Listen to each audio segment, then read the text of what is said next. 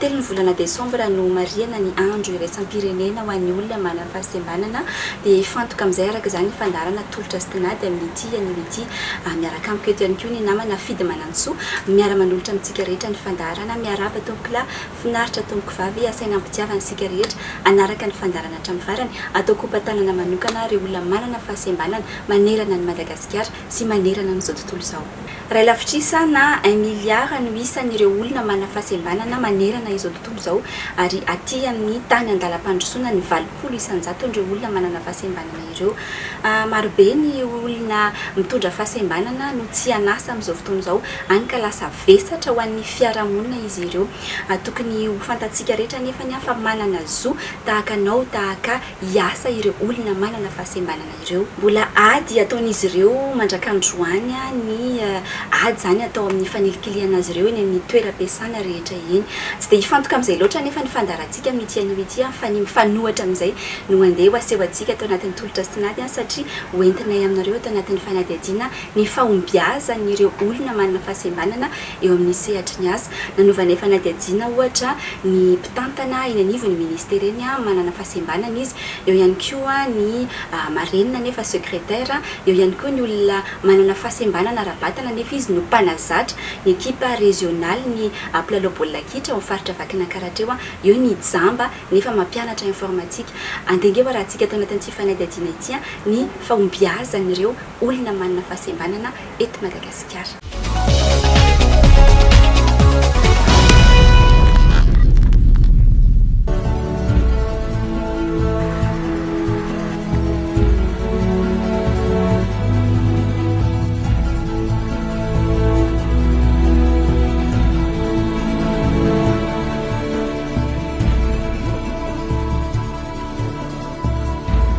Ertina, izy no mpanazatra ny FCUCVA, ekipa régionale ny faritra Vakinankaratra amin'ny taranja baolina kitra.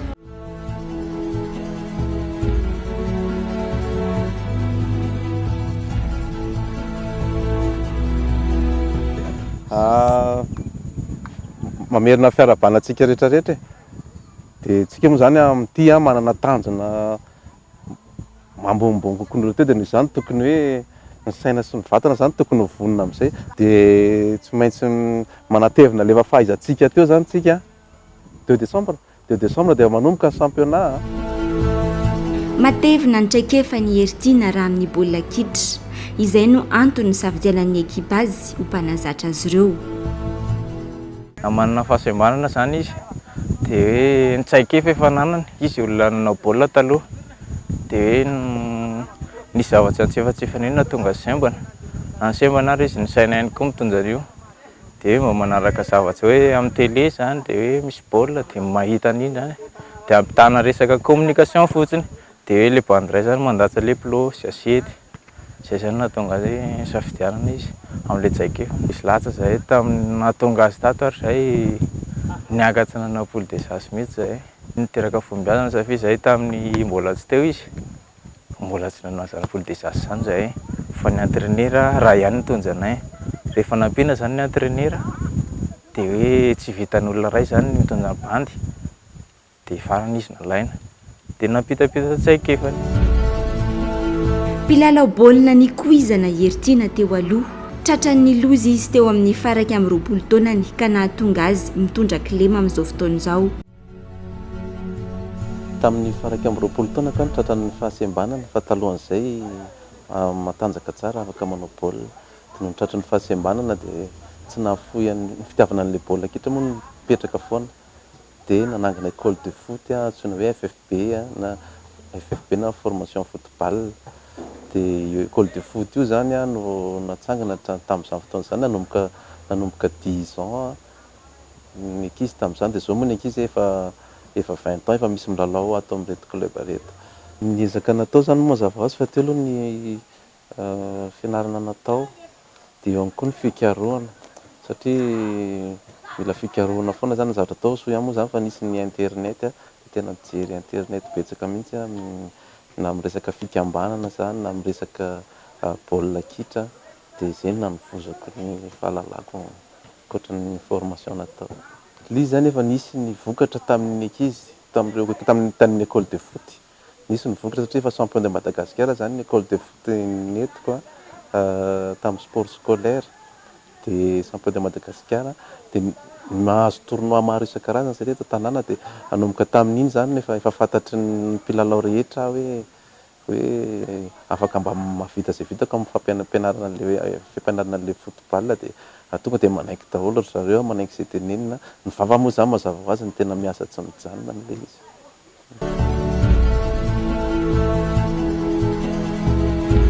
Mitondra fahasembanana Hertine izao izy mpanazatra ny mpilalao régional ny faritra Vakinankaratra amin'ny taranja baolina kitra izao. Miandrandra ny mbola hoentin'ny mpanazatra azy ireo alavitra kokoa ny ekipa.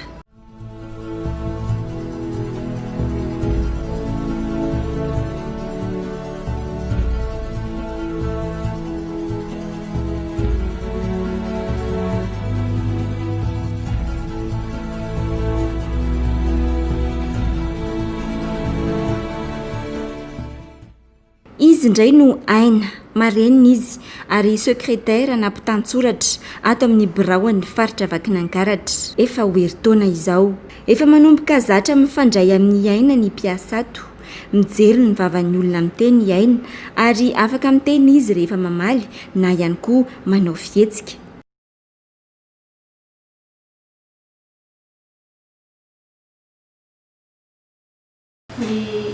Iaina zany amin'ilay izy marenina mijery amin'ny alalan'ny fihetsika sy amin'ny alalan'ny vava dia ny fomba fataonay rehefa ohatra hoe hiantso azy dia raha ohatra zao hetsy amin'ny biraoko ohatra hiantso azy dia kopakopa tanana dia mijery izy dia ny vavanao mijereny dia azony tsara ny zavatra teneninao zany dia na rehefa ohatra hoe tena tsy maheno izy dia kitihana.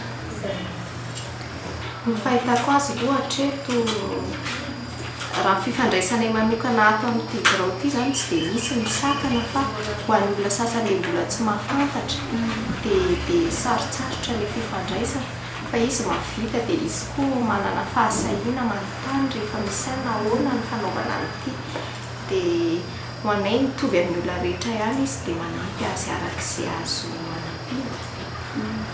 Tena sady izy manana fahasotoana be mihitsy. Izy zany tena mazoto izy rehefa hoe miasa dia rehefa tsisy asa dia tsy mihetsika eo mihitsy izy zany fa izy tena ao tsara mihitsy amin'ilay resaka hoe présence na amin'ny resaka fanajana fotoana na mety ho azy mihitsy n'ilay miasa aty amin'ny birao tena efa natao ho azy mihitsy.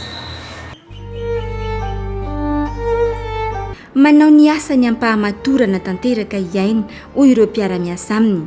Isan'ny antony nahavoray azy hiasa ato amin'ny faritra Vakinankaratra raha teo izany. Tamin'ny volana oktobra nisy fety tao Sembana dia ny chef-région mandray asa hoe milaza fa hoe mandrosoa misy miasa eto amin'ny région miaraka amin'ny Sembana samihafa Sembana ara-batana, ara-pahitana, ara-piainona afaka izy manatonato fa tsy misy misalasala dia izay nanay fa vonona nanatonato dia io antony andray miasa teto fa tia milamina mahafinaritra mipandray asa miara-miasa tsy misy manapakapaka. Formation nofana momba ny fahasembanana, momba ny leadership samihafa, comptabilité. Hijanona hijery ny fahombiazan'ireo olona mitondra fahasembanana aty amin'ny faritra Vakinankaratra ihany isika. Izy indray no Madame Lolona, fondée de pouvoir ato amin'ny tahirim-bola-panjakana eto Antsirabe, izany hoe izy no mpitantana lefitra eto amin'ny trésor ato amin'ny faritra Vakinankaratra. Tratran'ny poliomyélite izy teo amin'ny 15 taonany ary izay no nahatonga azy mitondra kilema. Be fikirizany Madame Lolona. Manana baccalauréat technique izy ary nianatra tao amin'ny Tinady avy eo navita hatramin'ny taona 15.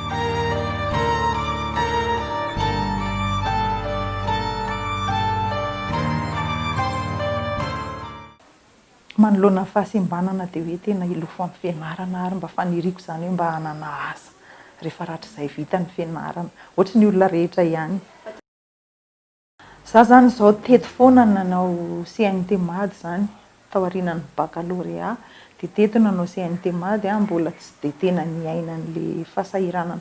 Eo ihany le fivezivezena eto mbola maivana kokoa miohatra amin'ny hoe tany Antananarivo, fa rehefa nanao an'le fianarana teny amin'ny Imatep tena henoko mihitsy hoe nipetraka naharitraritra tao Antananarivo aho zany de ny fivezivezena amin'le rythme ao Antananarivo zany tena tao anatin'ny roa taona sy tapany teo tena tsapako hoe nisy fotoana tena efa hoe tsy ho vitako intsony izy ity, tao anaty hakiviana mihitsy zany fa zay moa no isaorana an'Andriamanitra hoe vita ihany le izy. Nefa zany tiako amafisina ho anay manana fahasembanana za de samy jory vavolombelona hoe ny fanantanteranay ny asa raha ohatra zao hoe miditra amin'ny valo zahay de mirava amin'ny 12 ohatra na manokana de eto tsy mivoaboaka hoe andeha makatsy makarifa ohatr'izay zany ny rythme ataoko eo amin'le hoe finiavana sy fikirizana zany zay samy teny fa tena hoe zay zany no entinay miady amin'ny fiainany, entinay manatanteraka ny asa ataonay. Zay aloha zany anisany hoe marina fa manana fikirizana daholo isika rehetra fa hitako hoe tombony ho anay manokana, ho anay manana fahasembanana rehetra zay hoe mikiry zany hoe tsy maintsy vitako ity na eo aza ny fahasembanako. Anisany hoe fanohitra iray zany le fahasembanana amin'izay fotoan'izay hoe nomena saina mitovy de tsy maintsy vitanao koa zany io. Ny toe-batana zany no samy hafa e. Zay tsy hoe hifaninana le ilanja entana na ohatran'izany fa eo amin'ny fanatanterahana ny asa de tokony hitovy zo hatrany foana zany na ny olona manana fahasembanana na ny olona tsy manana fahasembanana. Taorian'ny fianarana nataony dia niasa avy hatrany i Madame Lolona. Talohan'ny idirako tato zany efa 7 taona ny niasako tao amin'ny CNT mady teto Antsirabe, de ny andraikitra tamin'izany niahy ny responsable pédagogique and gestion zany. De tao anatin'izay niroso tamin'ny fanambadiana de niteraka de taitaitra teo hoe andeha hanandrana nanao concours mpanjakana indray. De tamin'ny taona 2007 talohan'ny idirako tato amin'ny trésor zany de nanao concours na magistrat financier indray za. De mbola tsy nivaly zay de nandeha ny concours ny trésor de nivaly moa ny concours magistrat de tsy afaka fa tato amin'ny trésor zany ny afaka. De nanomboka 2008 nanao ny fiofanana ho inspecteur du trésor teny amin'ny Imatep. 2 taona ny fiofanana teny de teto Antsirabe moa zany ny poste voalohany niasako. Tsy ataon'i Madame Lolona mbanjavatra ny fahaizany mifandray amin'ny fiarahamonina, nanampy azy ho tonga amin'izao toerana izao raha teo izay fahaizany mifandray amin'ny mpiarabelona izay.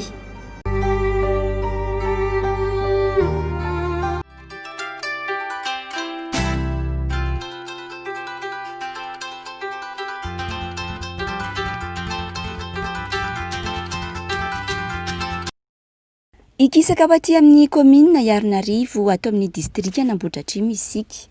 Izy no ben'ny tanàna eto. Tena mihetsiketsika amin'ireo asa fampandrosoana ny commune. Tratran'ny poliomelite ingamera tamin'ny fahakeliny ary niteraka ny kilema entiny amin'izao fotoana izao. Rehefa misy lesoka kely hoy izy ny vatana dia ny saina no ampiasaina ka ny fianarana ny azy no tena ny lofosany mafy.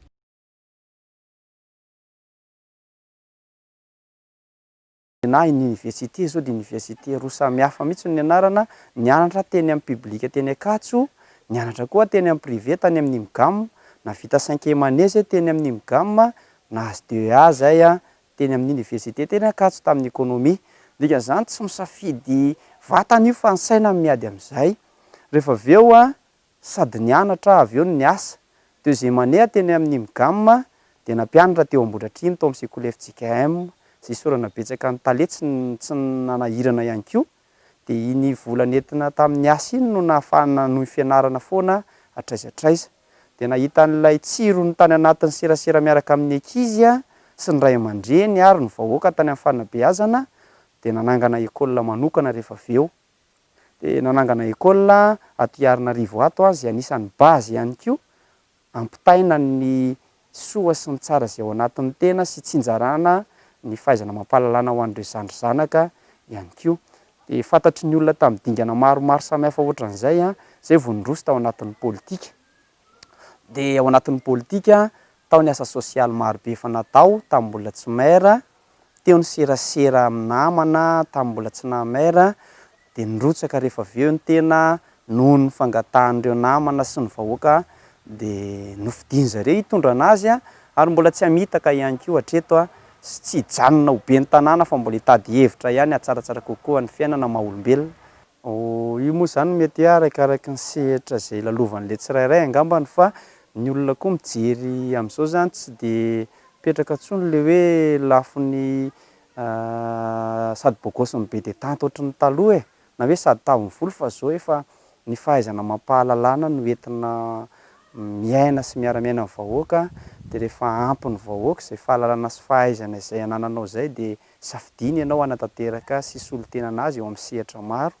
Ho anahy tsy sakana velively ny hoe tsy fahatomombana na ara-batana na ara-tsaina fa io ny fahavitrianao sy ny fahazotoanao manatanteraka ny manatsara ny sehatra zay misy anao de lasa tombony ho anao iny any aoriana any.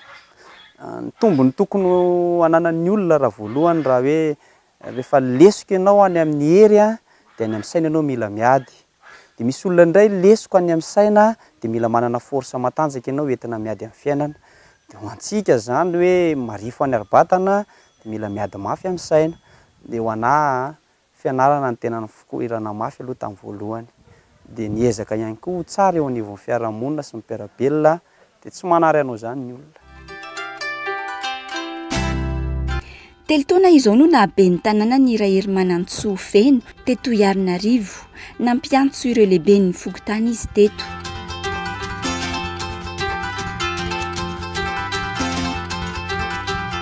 Tsy sakana amin'ny fitantanana ny komina hoy Ngamera ny tsy fahatomombanana eo amin'ny tongotra. Tsy sakana satria ianao koa ane tsy hoe andeha tongotra foana fa mba mampiasa moyen koa ianao entina mitety an'ireo fokotany sy vahoaka ary tsy hoe fokotany ihany any tetesina fa indraindray faritany mihitsy de mila hery sy tanjaka zay nefany rehefa eo le fahavononana indrindraindrindra de adino. Za rehefa mandeha ohatrany tsy mieritreritra hoe tsy ara-dalàna zany fa ohatrany miainao anatin'ny ara-dalàna ihany satria efa io le zava-misy eo de iainana miaraka amin'ny olona keo fa zatra an'io amin'ny ankapobeny de tsy de problème loatra io fa tsy atao sakana io zany fa mila miezaka ianao.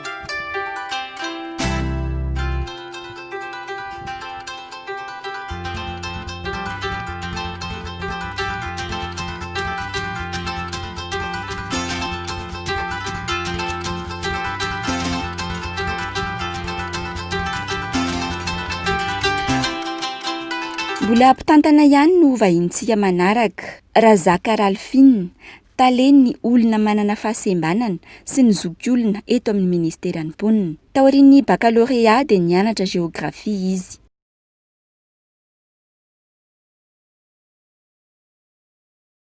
Le géographie zany safidiko manokana mihitsy satria rehefa mareny hoe anao géographie de zany ve ho vitanao ka zay faranesako an'izay zany ve ho vitanao zay indrindra ny tiako anaporofona amin'ny tenako aloha de amin'ny olona rehetra hoe za mahavita sarotra be dia be ny ditongotra atao satria géographie le fianarana de mila mijerevana le izy fa le izy tsy de hoe sarotra be manaony ny everiko tokony ho sarotra indrindra zao nefa tsy nisy le mitety tambary le lalana kely bilitika iny tsy nanao an'izay zay.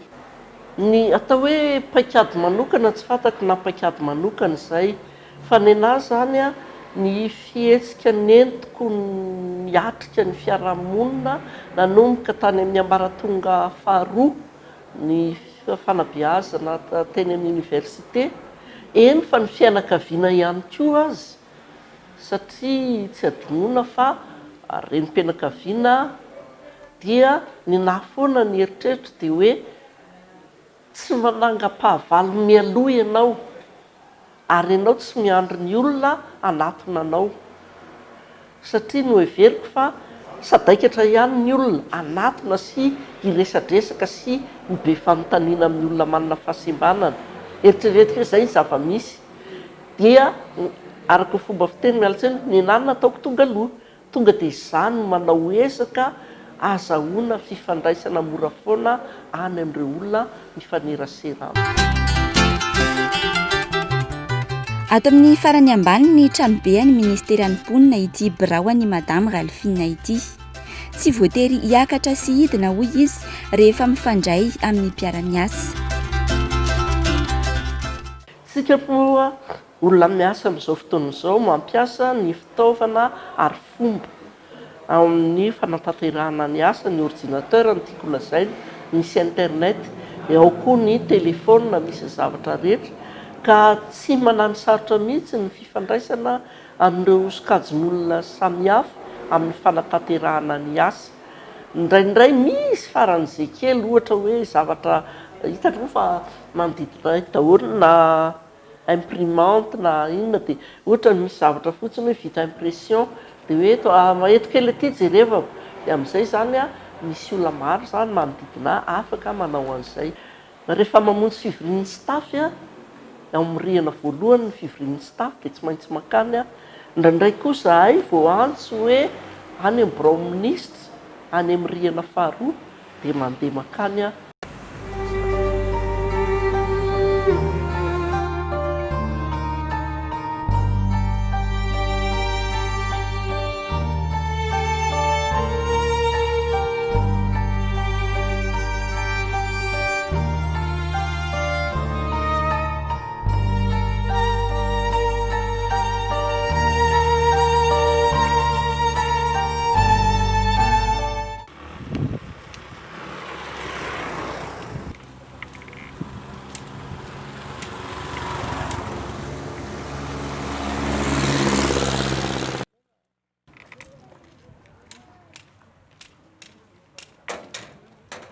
Izy indray no nasel jamba izy ary mampianatra informatique bureautique ireo jamba efa ho 8 taona izao. Espace. C'est beau. Ok. 2 points.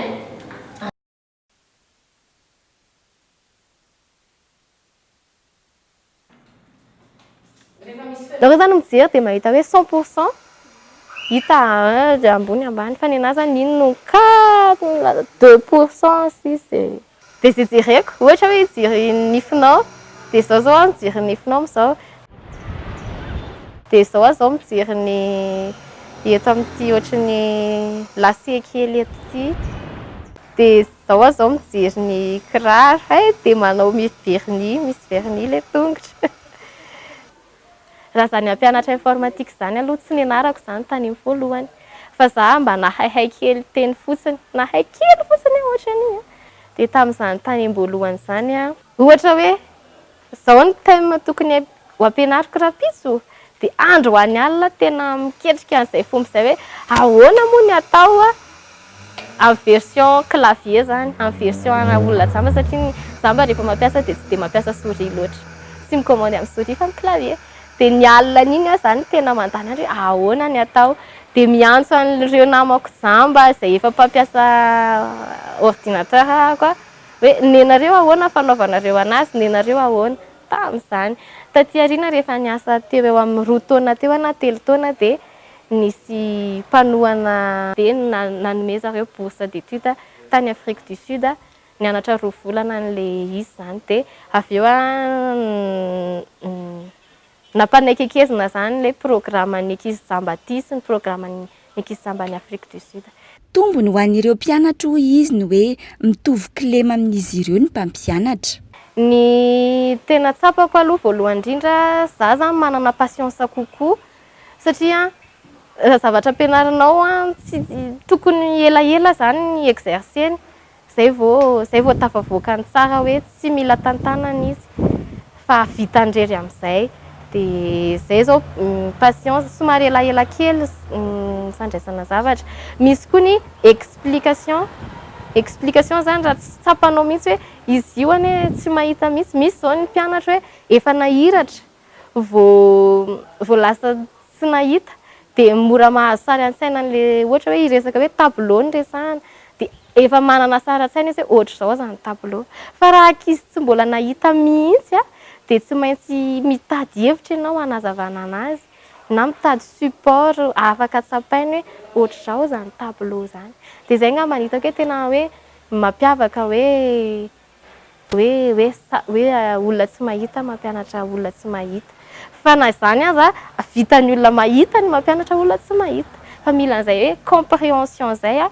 Misy koa ny ankizy zany mba tena curieux be mihitsy na ohatra hoe lokoina menamena ny soratra dia ohatra ny ahoana izy za menamena, ohatra ny ahoana za mangamanga, fa misy zavatra tsy vitanao hazavaina fa ekena fotsiny hoe mangamanga hono zany lanitra e.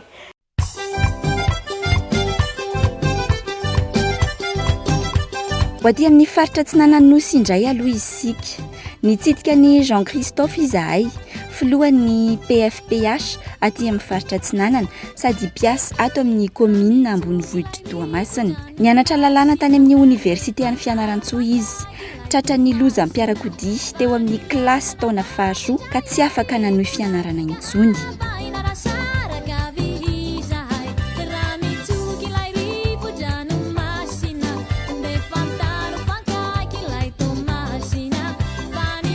Fa tena tsy mora tokoa ilay niatsika an'izay satria ilay izy zavatra hoe efa niseho taty aoriana zany tena tsy mora ilay izy fa tsy maintsy hoe niatsehana dehibe ny zavatra seza nandalovana zany atao anatin'izay taona maromaro zay. Ny fiarahamonina zany mametaka anao hoe ty tsy vitany, ty vitany ohatran'izay.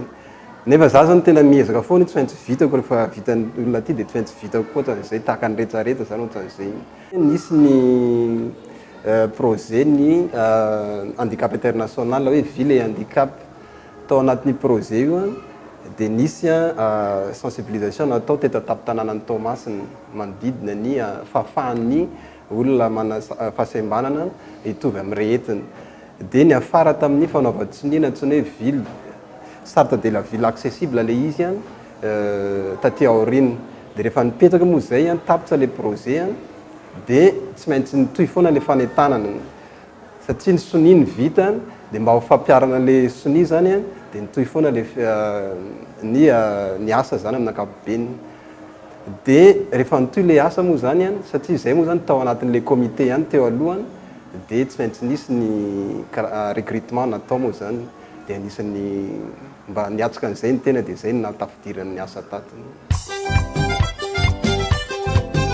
Madame Brunel indray mpikarakara lanonana eto Toamasina. Ny ataoko zany eo amin'ny sehatra ny baptême, dia anniversaire, dia mariage, fiançailles, dia eo amin'ny sehatra ny activité ataon'ny olona trapahasembanana. Ny rehetrarehetra mihitsy manao ny décoration, manao ny sakafo, dia manao koa ny karakara ny rehetrarehetra e. Dia eo amin'ny fikambanana koa manao rehefa le cocktail reny. Ny tena moa zany efa miaina ao anatin'ilay izy izay ny tena maro ny fiainana andavanandro zany efa ao anatin'ilay izy amin'ny fikambanana dia misy activité atao eny foana isanandro dia amin'ireny no mandray anjara. Dia tamin'ireny koa no nahaizana an'ilay izy nananana traikefa tamin'ilay izy tao anatin'ny fikambanana. Nianatra nanao gâteau dia nianatra koa nanao an'ilay les décorations indray satria misy activité miainga foana moa zany dia amin'ireny no manao dia miamitombo ilay traikefa nanana. Fa tena tany nahaizana an'ilay izy ao amin'ny fikambanana. Enjikenjika ny asa fikarakarana lanonana satria manenjika fotoana sady mitady izay ahatonga lafatra ilay fety. Anatin'izany aloha dia tena misy ny fanaintainana eny antsefatsefany eny fa gérena moramora eny foana ilay izy. Dia en plus koa ny équipe miara-miasa zany efa mahay miaraka daholo izay. Efa mahay miaraka daholo dia efa misy ihany aloha ny olana madinidinika tsy ampoizina fa vita ihany migérer anazy moramora eny. Izany manao ny menu. Ie, zany manao ny menu zany dia efa atoro zareo hoe ohatra izao no manao anazy dia efa mahay daholo. Ie, sady mirotsaka manao koa zaka. Ie, sady mitetika tongolo ny manao ny rehetrarehetra, ny mahandro fotsiny zany no ny équipe ny manao anazy. fa eo ihany kosa dia za koa no manandrana. Piasa tena ihany koa Madame Jocelyne, efa maro ny mpanjifa tonga mampanjaitra eto aminy.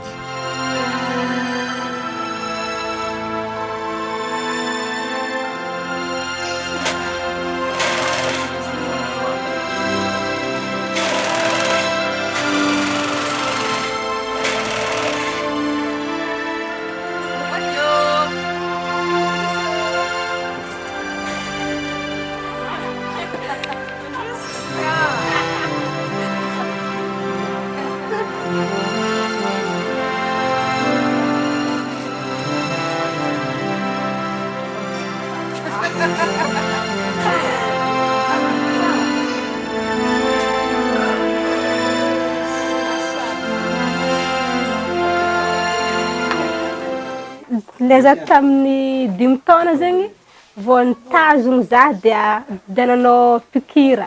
Rehefa nanao pikira dia narary ny vonto be le tamin'ny tongotro anahy teo. Za nidina tambony fandriagno izy mamanay dia lavo dia tôragna. Dia nanomboka take zaho narary taogno araiky za narary. Taogno araiky koa niverigny tsy nandeha karaha le zazakely le mbola vianatra mandeha regny nataona za mbola kely zegny. Dia zegny natonga anahy ity dia mitongotro anahy ity. Izy ty raha olo mijery mbo tsy dia mahita anazy handicapé za fo rehefa mandeha izy zay vao izy hita. Zegny mahatonga nitongotro anahy ilany ity. Natonga za le nanjaitra zegny le fianarana zegny hitako za tsy tonga lavitra tamin'ny fianarana. Le tamin'ny taogno za niala nianatra dia nianatra zaitra. Rehefa vita le fianarako nanjaitra niasa tamin'olona zaho.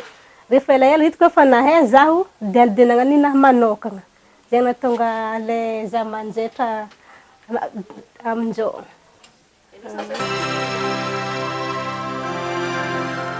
Manambady ary mananjanaka roa i Madame Jocelyne. Mahavita ny fiainana andavanandro n'izy mianakavy kely, ny vola raisiny amin'ny zaitra. Ninahy zegny za zegny manambady dia vadiko zegny miasa izy dia le vola azoko andavanandro zegny agnampiampiagnana dia agnatin'ny tokantrano. Ninandry isam-bolana.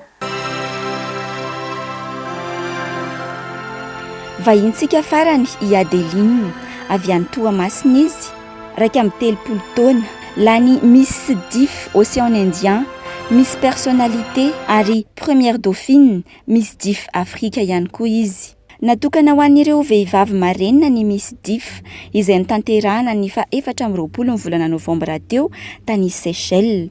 Firenena 7 no nandray anjara tamin'izany. Misy Afrika, misy firenena maro 7 no nifaninana.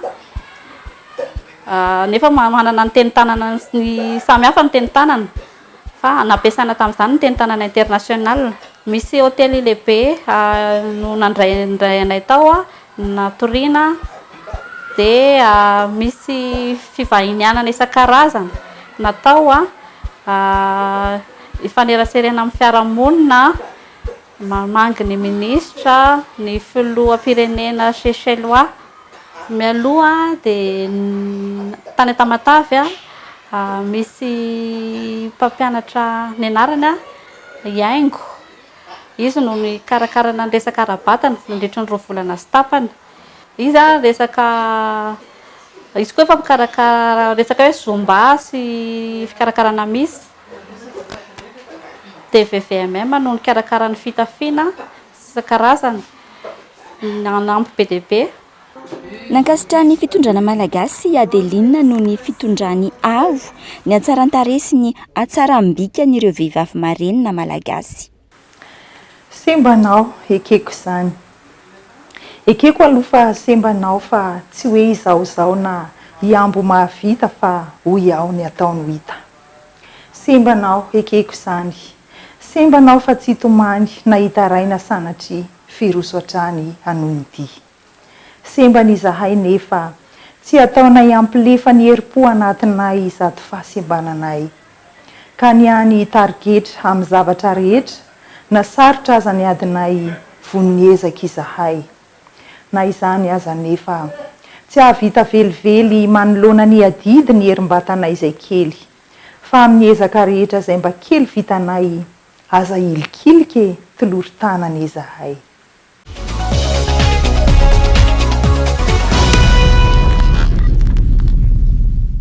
dia tahaka ireny zany ny fahombiazan'ny olona manana fahasembanana eny amin'ny sehatry ny asa eny.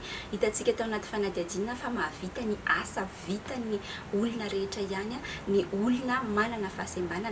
Tokony omena fahafahana anao an'izay asa izay izy ireo mila omena tosika ihany koa mifanandrify amin'ny toe-batany dia vitany tsara ny asa vitan'ny olona rehetra. Inona zany fa tsy ianao nijery ny fandarana tolotra sy tinady tamin'ity an'ity intsony no hiteny hoe ny olona sembana izany tsy afaka miditra amin'ny sehatry ny asa. Tapitra ny fandarantsika tamin'ity an'ity ankasitrahanay ianareo nanaraka anay hatramin'ny farany amin'ny herinana anio dia ady hevitra hiatrehantsika ny fifidianana fihodinana faharoa zany hoe anasana ireo kandida roa mpifaninana no arahantsika amin'ny ora tahaka izao zany hoe afaka tapabolana indray zany ny fotoanantsika manaraka. Veloma tompoko.